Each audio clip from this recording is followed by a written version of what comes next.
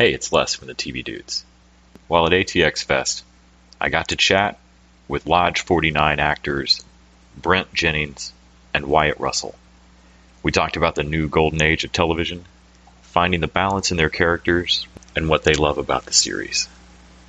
I hope you enjoy.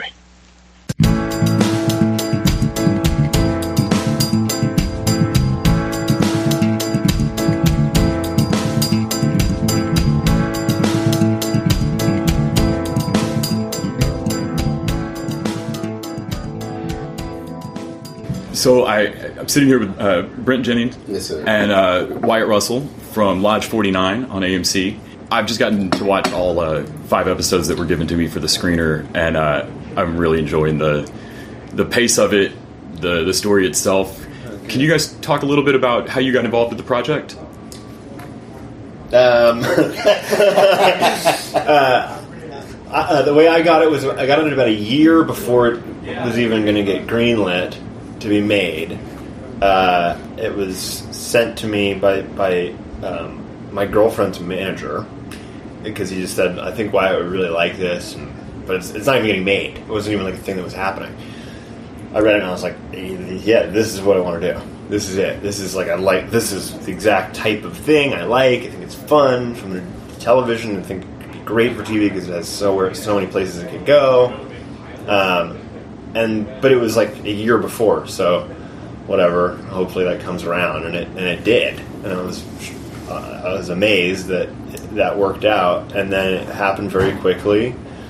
And then we started shooting before we knew it, and I was like, oh my god, I can't believe I'm here doing this thing. So it was sort of quick for me. It was long and then very quick, you know.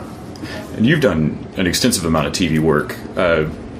How did it feel going in for the audition on this? Did you read the script and go, how you're going to make that? Well, it's funny because the past few years I've been going back and forth to my hometown a lot, taking care of some family matters and stuff. I sort of kind of put work on the back burner, so I was down there. My manager called and said they want you to put this on tape. You need it back in LA by a certain date, And I was sort of into my own world. I said, look, I don't think I'm interested. I can't do anything by that date. And I'm not interested. I didn't even read it, And my manager, for some reason, the way she handled me, it made me feel like I had been passing a lot of stuff, So it made me feel like, well, man, you really got it.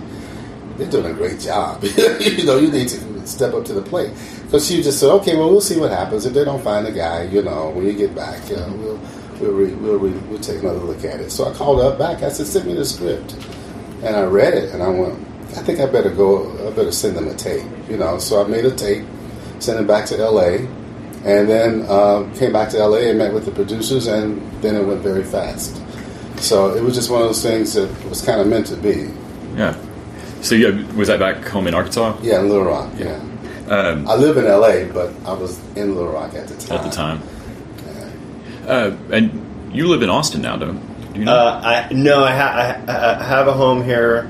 I was splitting time here about 2 years ago. Oh, okay. And then started working in other places, and I couldn't get here as much as I'd like, so I'm having to sell the house. Unfortunately. No, it's not a bad market to sell a house in. No. And I'll be honest, I just assumed that my assumption of who your folks were couldn't be right, and I literally figured this out this morning. Yeah. I've seen a bunch of your work, and I had done my research and everything, and I had a friend that was like, no, man, that's Kurt Russell's kid.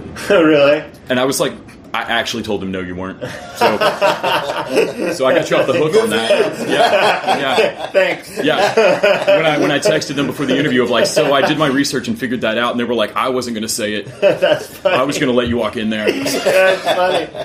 That's great. So you transitioned out of hockey and into acting. Yeah. And you've since now done Goon 2, where you got to do some hockey again. Mm-hmm. Has it been interesting going into television now from film? Does it feel different on set?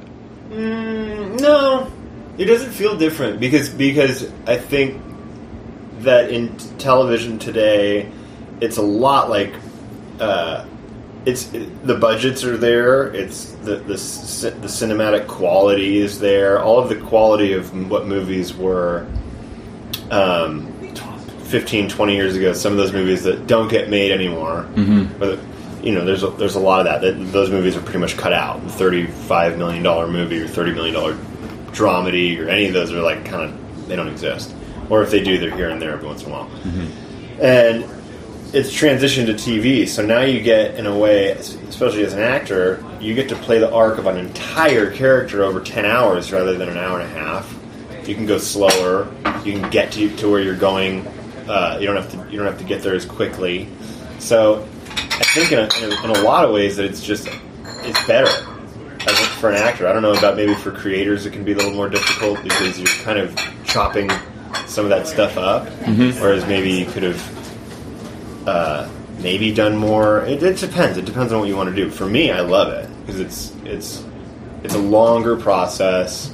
You get to know the people like family a little bit more because there's a promise of like a next season. Mm-hmm. Or, in your mind, you're like, I hope this goes more than just one time. Where a movie's like, welcome to the circus. Yeah. Now the circus is being shut down. You're like, but this is like a promise of the future. So is it different for you from your experience now compared to like, some of your television credits on like 21 Jump Street and stuff that were the 20-something episodes per season, knocking them out. Do you find the work a little different now? I think the quality of television has improved over the past. It's been happening over a while. But some of the projects I've enjoyed most, like A Lesson Before Dying on HBO or Boycott or other things where you really were like films, and you see this, like AMC, for instance, their shows are very literary. If you look at Mad Men, it's the dialogue, the writing. It seems that they've sort of upped the bar in terms of just it's a really sort of literate scripts material that they produce, and so I think in a lot of ways some of the best work that's been done is television. Outside of independent movies, it's hard to get really good material, and most of the major movies are sequels of other movies and blockbuster stuff or comic book stuff or retread ideas, and some really good stuff is going on in television right now. I feel like the balance of y'all's characters is so important in this show. Judd walks such a fine line of being an optimist without being completely naive, so that nobody has to kill him over with the like stop wrecking everything. And at the same time, Ernie does a couple of shady things to him early on, but at the same time, I never feel like Ernie's a bad guy. Right. What did you like about the character of Ernie, and what did you find most difficult to reconcile in him? Or is there any aspects of him that like you don't like that were hard to play? Not really, because I don't judge people. I don't judge characters. As an actor, you really got to see it from your guy's point of view. Yeah. Like with the money deal, when I charge him more for the lodge fee, that I didn't really enjoy doing that, but I had to do it. But I felt bad about it, and I think you feel it in the show. Yeah, I think you feel Ernie's ambiguity. Yeah, about you can tell you take no joy in doing this. Right, you have to. Right. Yeah. So there, and I think that even makes me want even more to be close to him and give him the real Ernie. But if I had not been in that jam, I would not have done it. Yeah. And so I have to look at it that way, and I'm glad it was directed in a way that let that sit there, so that you could see, those who want to see it can see it. That it's just another human moment, So there wasn't anything about Ernie that I sort of backed off of or resisted. I just tried to be true to him. There's a lot I admired about him. There's a lot I like about him.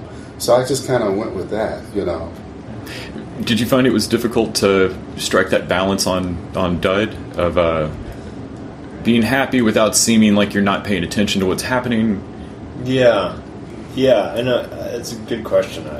I again, it's the same kind of thing as Brent just said, where you have to look at it from the character's perspective and try and not do what you think you would do, because there's aspects of Judd that, of course, are I do look at life that way in some respect, but lots of it where I'm like, well, that would be dumb. But to Judd, it's not dumb. And the way Jim writes is there's a purity to Judd where his actions are pure. His actions always seem to come from a place of, you could call it naivete, but it really is, I think, just him trying to just do the right thing, at least what he thinks the right thing is, even though it doesn't end up that way. He's always trying to figure it out that way. So it's like, the way I like to describe him best is, if he sees a door and he tries the handle and the handle works, he'll walk through it. That's because the door's open, and he doesn't. And then once you're in the next room, okay, so there's a devil in the corner over there, and a dog who wants to kill me over there, and when there's a door that's like, well, try that door. Then you walk through that door, and it's like, so you just walk. If a door's open, he'll walk through it. He doesn't think about it. And just that's where you go. And there's an aspect of that, I think, that moves him and moves his story forward, that I find interesting. And it actually, once I kind of had that thought, it made things easier for me, because it allowed me to just trust wherever he was going was the right way for you to go. So don't think about it too much and just go do it, because that's what he would do. Well, it made it fun, you know. I've loved what I've gotten to see so far, and cool. I'm looking forward to seeing more How of it. many episodes? I saw 5 so cool. far. So let's see. They found the corpse, and the scouts found it. And Judd falling into that body. But what is it you like about it? Yeah. So there's a part of me that really wants the Lodge mystery ramped up. I want there to be something. Yeah. Whatever the true Lodge, that whole mystery, I love stuff like that. Yeah, so as soon as that got mentioned, I was like, oh, you can dole that out every episode. That's great. Right. But there's also an ambling hangout with the show kind of charm that I liked off shows like Terriers and John from Cincinnati. There's a movie, Jeff Who Lives at Home, by the Duplass brothers, that's got a lot of serendipity. Yeah, totally. And this has that same kind of Fisher King, Fisher King, Don Quixote kind of thing. There's a La Mancha to it of like, we're just going to ride around Long Beach and it's more magical than you think. It's that the world's more magical than you think. Faith that the show seems to have, and this little cadre of people that won't let that go. I like this line I have at the end of 4 when I'm saying something like, everybody's looking for unicorns. You ever seen a rhino? Yes, I love that. Rhinos are beautiful. You know, we're looking out here, and there's already a unicorn. There's already right here. Yeah, I like that line. That was cool. Now I can't think. I feel like at some point in your career, someone's going to ask you to do a Big Lebowski prequel. I need you to swear to me that you just refuse, just kill it dead in its tracks. That was a fear of this show, because I can't help that I look more like fucking Jeff Bridges than I do like my own dad. I unfortunately or fortunately, like it's just the way my face is, the way I came out of my mom's stomach. So I get that, and I understood that this character had aspects of what seemingly would be that, but it was very, very important to Jim, Peter, and myself to make sure that it wasn't that, because when watch the first episode and people will go, oh, it's like it doesn't stay there. It's purely it's a look. Yeah. It's purely if I squint my eyes, someone's going to ask him this. Right, exactly. And I think that there's a part in, I think it's in 6. So maybe you haven't gotten it. Dang it, I'll have to keep watching. Yeah. But it's a part that Jim wanted to make clear in a very throwaway way, where Champ, while we're doing security, asked me if he offers me speed to stay awake. And it was very important that Judd would go, no, not judging. But it's not like I'd rather just have a coffee. I don't do drugs. I don't smoke weed. And you'll never see me smoke weed. Now, stomach's full of Jack Daniels. Jack Daniels, yeah, fine. But the altered state would kind of, I think, ruin the aspect of what the show is trying to get across. Yeah. So. Thank you guys so much for the time. Thank I can't say thanks enough. It's been wonderful. Thank you. Awesome. Thank you very much. Yeah, you're doing a great job. I really appreciate it.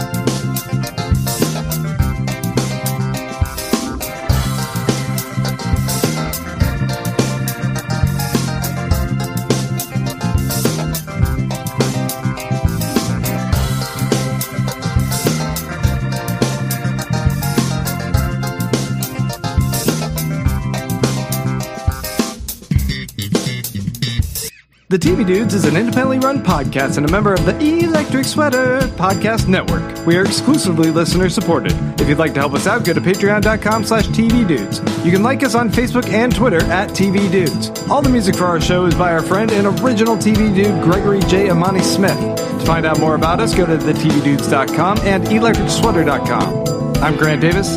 Thanks for listening.